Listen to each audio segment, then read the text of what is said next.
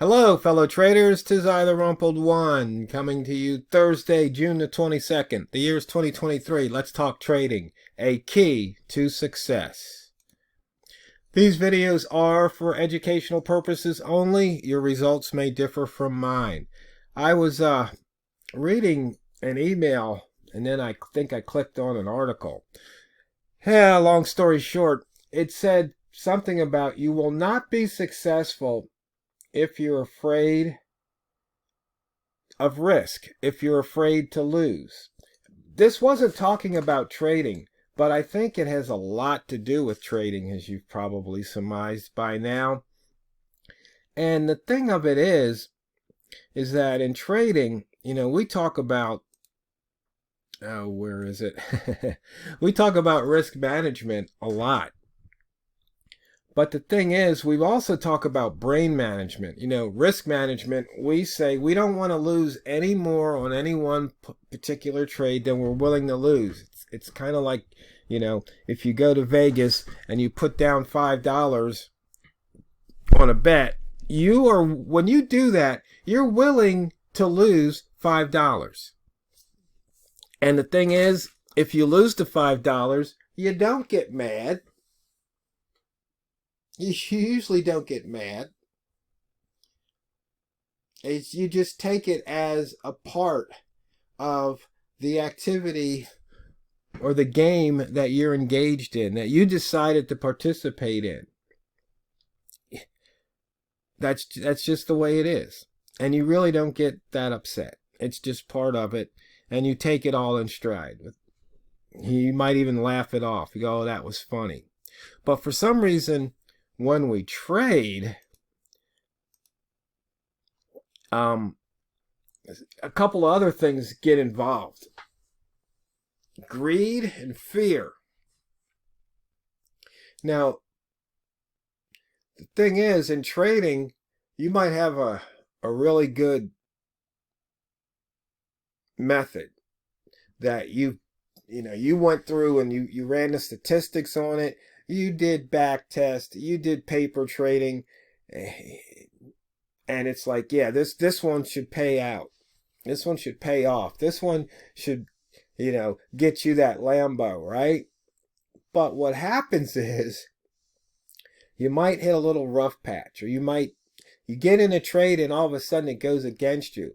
And it's just like, what's going on here? And then you just wind up on tilt, abandon your trading plan, make a bunch of other trades that have nothing to do with your trading plan, and then you wind up blowing the account. How's that happen? Well, it's gradually. You abandon your plan because you were so afraid to lose that the next thing you know, you wipe out everything.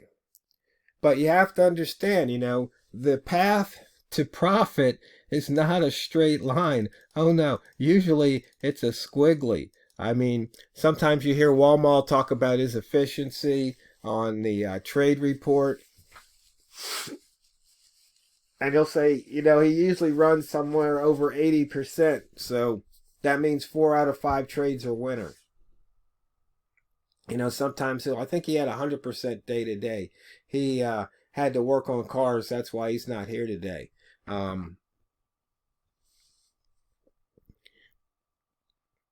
But the thing is, efficiency doesn't mean anything. I think yesterday I had an 80-some% efficiency. But let me tell you, fellow traders, my trading was awful. I remember I was saying I was doing that grid trading, and I was in a mess. But price came back between the grid and the fib, and it worked out in the long run. But the whole process was not very pretty to look at. Let's just put it mild. Let's just say it that way, and that's putting it mildly. Before I came on the video, I had taken a trade. Where was it?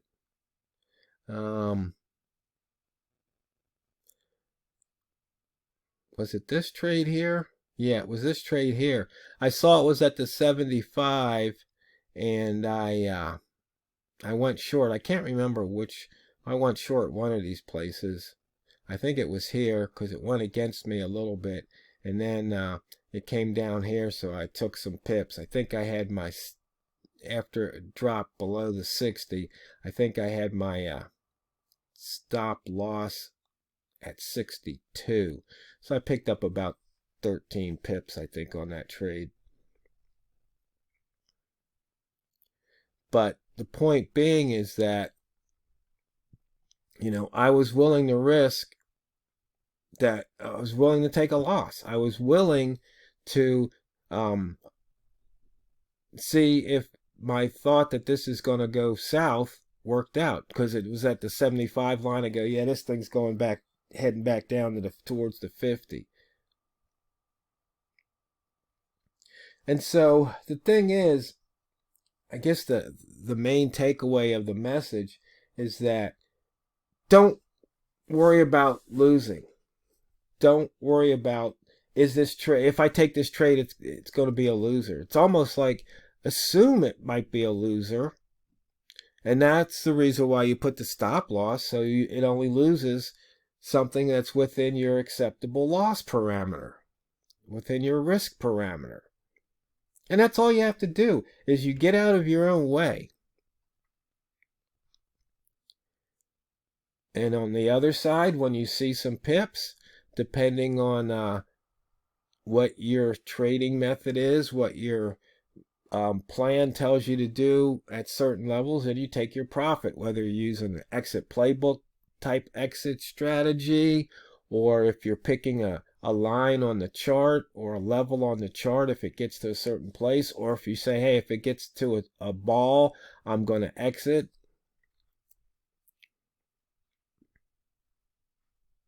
Because that's, that's kind of what I do. If I see a one ball, I just exit. Because, yeah, sure, sometimes they push up, but it just seems more often than not they don't. And if you think about it, when they talk about the range versus quote unquote trend, I just hate that word. Price usually ranges about 70% of the time, and it trends about 30. Well, think about it. That's more than 2 to 1 ranging. So if that be the case, when you see that one ball, it's going to wind up ranging.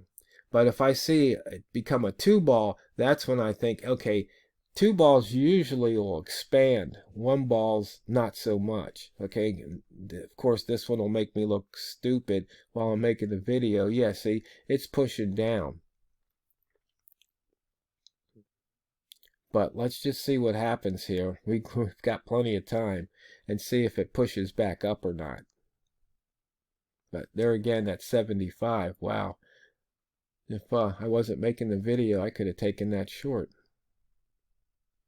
But you see how it did push back?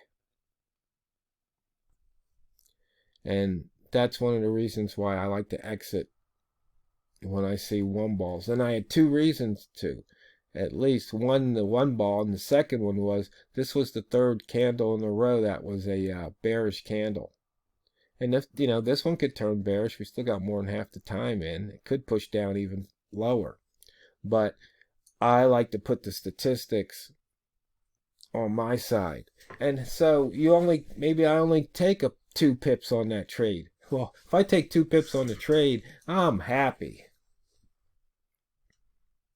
Because I can do it over and over and over and over and over again. And those 2 pips, stack up. And the other thing is, when you have those little wins and you have a bunch of those little wins, it's a confidence builder. Success builds confidence, and then confidence turns into more success. Okay, you see what happened there? Now it's pushing the one ball further down. And now it's pulling back. And so,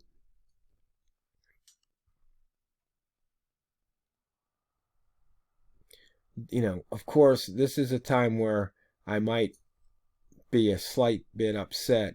Dang it, I should have stayed in the trade, right? You've heard Walmart say, you've probably heard me say it a few times. Now, the thing is, did I have a reason to stay in the trade that would override the one ball? That's the question. And as you can see, it's pulling back again off of that one ball. Now, you've got the indicator 2 dots saying it's still going down and it never crossed and closed above it, so you could write it out, because you can see here, in fact, I've got that turned off for some reason. Let me turn that box back on. Indicator 2. Why did I turn off the boxes?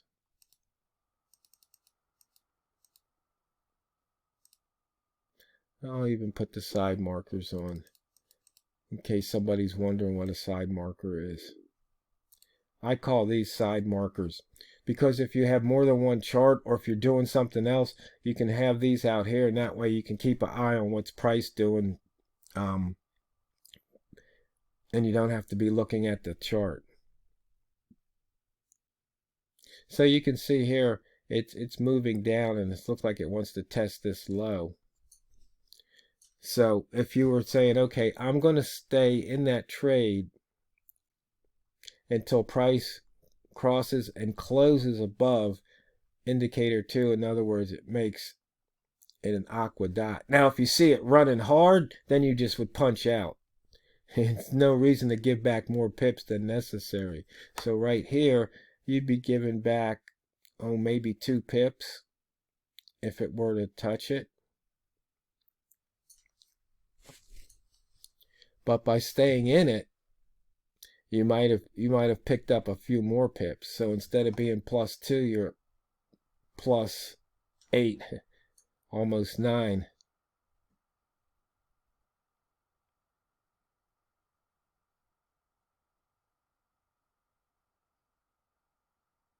And was there any other reason to stay in the trade? Well, let's see. We just started a new M30, 10 minutes ago. So we're now 5 pips below that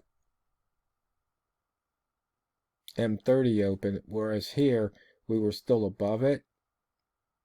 So once again, I was trading against M30, but see, now you'd be with M30.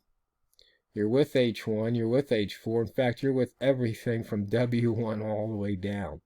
So that might have been a reason to stick that trade. So here's a 2 ball. Let's see. The other thing is, this looks like a return bar to me.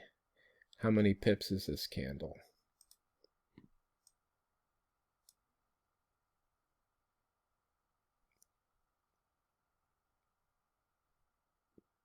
Darn it, I can't see, so I'll have to do it this way. It looks like it's 65. Yeah, this is definitely a return bar, so you might want to look to price to come back down to that open. That would have been a target. You could have targeted this 1 ball. You could target here. And so let's just see, maybe it covers that candle. That would have been a reason to stick in. But the thing is, you should probably do that before you're in the trade rather than while you're in the trade. That way you have a trade planned out. You might say, okay, if it hits resistance here, comes down or hits support, and then reverses, I'm out. Or if it turns, this aqua, I'm out. Or if it comes down and it looks like it may have filled that imbalance close enough, and then you say, okay, I'm out, and you'd be out off of a flip-flop box with over 16 pips, which just so happened to be at the Psycho 75 line. So, fellow traders, the fastest 15 minutes in trading's up. But just remember, in order to succeed, you have to be willing to take a risk. You have to be willing to lose. You have to be willing to fail, because there's no great success without failure. So, when you're in a trade, always remember, and never forget, it's not what you trade, it's how you trade it. So go out there and drain the banks. This is the Rumpled One, over and out.